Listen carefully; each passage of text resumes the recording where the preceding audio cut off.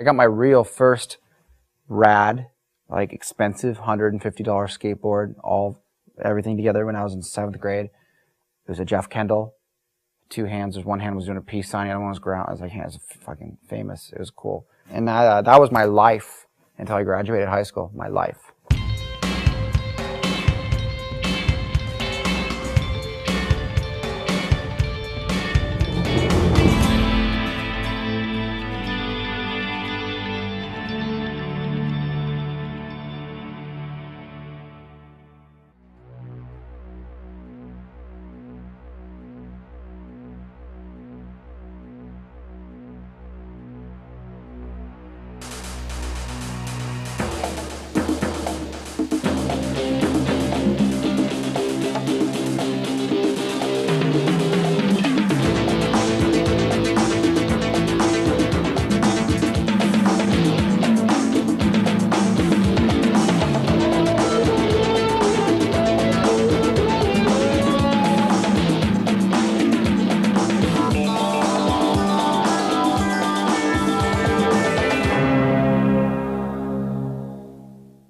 Christian Hosoi was a favorite skater of mine.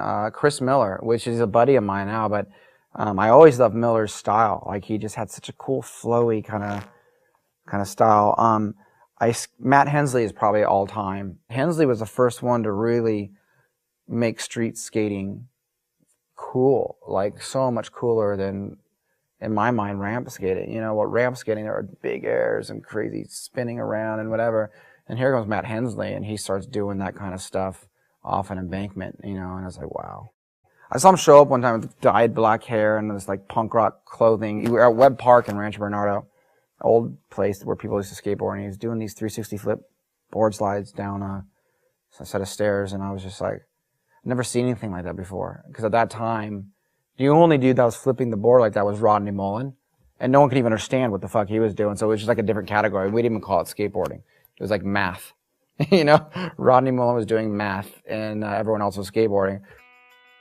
All my friends were skateboarders that were a little bit older than me, and they were getting out of high school or graduated already, and so I would either ditch school or somehow get out early, and we would go downtown San Diego and just skateboard all day. And I would sit there and just stare at all the girls that were like working down there, like business ladies. I always went with my friend Dan Rogers. He was a professional, so he was really like trying to like skateboard. He had to stay good, you know, and I would just sit there. I couldn't do what he was doing, and I just wanted to stare at the business ladies. That's what I remember about being like 17.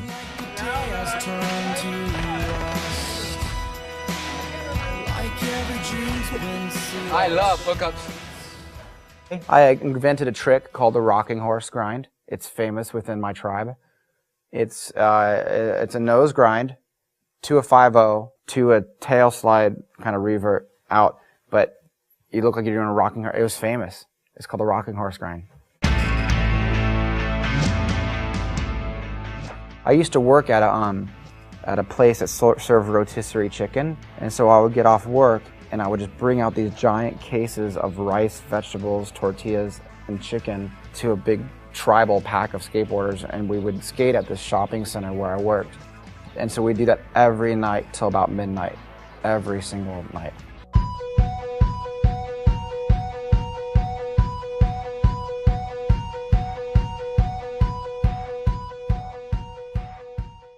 You know, when I was younger, skateboarding and music were so intertwined.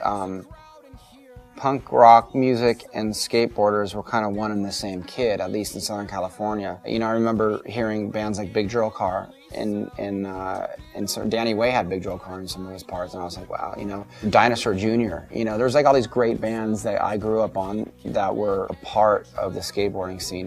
That's what, you know, that's when I found my own independence and individuality. You know, I found like this is my tribe of people. And you're celebrating the fact that you're not like everyone else at in high school. You don't fit in necessarily with your parents. You know, your family life probably sucks a bit, and school, everyone at school is just not something you can relate to, you know. And then you have this group of dudes and you just travel around the city till late hours into the night blasting music and going as fast as you can.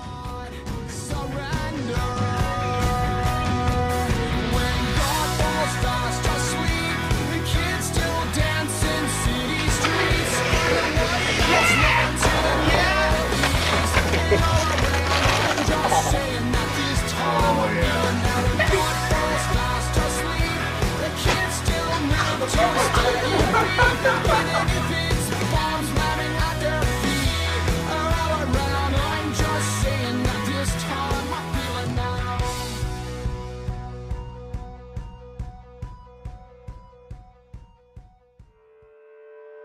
I think when you grow up as a kid, you know, you're always looking for your voice. You're always looking for your independence. You're always looking to find out who you are. With skateboarding, it was a means of transportation first and foremost. As a kid, you grab a skateboard and you can get out and you can go somewhere. You can't drive yet, you know.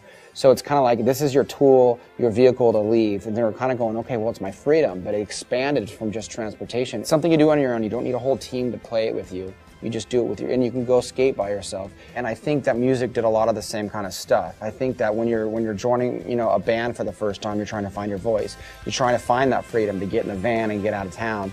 You're trying to figure out who you are, and by defining it through your music, the way you dress and who you hang out with. And for me, when we grew up, they were both one and the same. It wasn't, skateboarding would never be a sport. Now it's obviously much bigger and grander, but I think the roots of it will always be there, and that's always going to be, in my eyes, it's going to be freedom.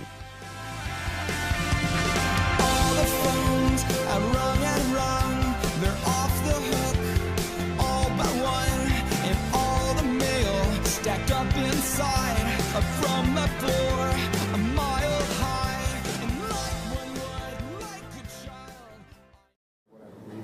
Yeah, like Jake Phelps was like a big scary skinhead in our hardcore scene, you know, back then, or, you know, we're 15, he's like 19, he was like a scary, you know, skinhead. And he just interviewed me recently in France, and I hadn't seen him since I was 15, I was just like, so I still was like, oh shit, it's that, the skinhead guy.